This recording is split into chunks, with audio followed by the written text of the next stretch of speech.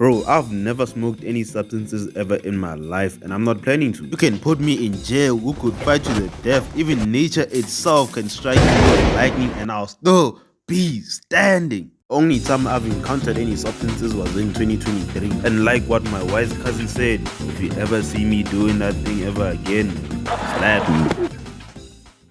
It all started at my cousin's house when it was me, my cousin, and his friend AJ. We were bored, chilling in the living room doing absolutely nothing. Until I remembered that I just bought the new FIFA 2023, so I plugged in my PS and inserted the disc. Load.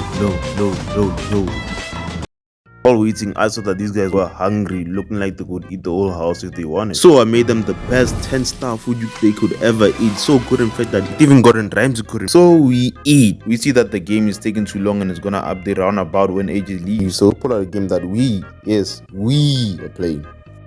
Fortnite. It's 5:30 and AJ has to leave. So he calls up an Uber to come pick him up at a specific location. So me and my cousin decide to walk with him to that location. We get there and AJ starts walking towards the opposite side of the road. He passes by this random guy who I now presume is his plug.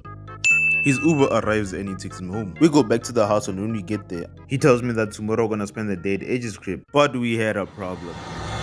We were broke. We had no money. Zero to our name. So we had to resort to begging. Begging his sister for money. Can we please get some?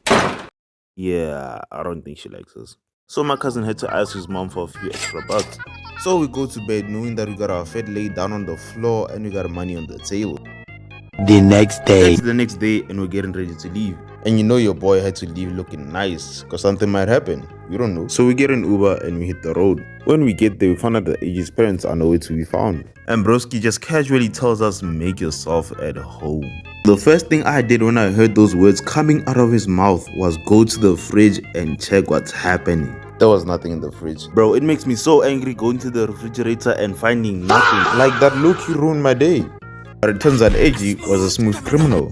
Bro was just hiding all the food in his room. So we went to his room to get the food. And I kind of peeked into the side of his bag and I saw that thing was full of vapes. Like a lot of vapes.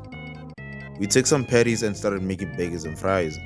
After eating, AJ tells us that he invited a friend to go with us to the park. We tried calling an Uber, but then we realized that we didn't have enough money for that. Because remember, we still had to buy food and drinks, and we still had to go back home, which was 30 kilometers away. So we decided to walk until we found AJ's friend.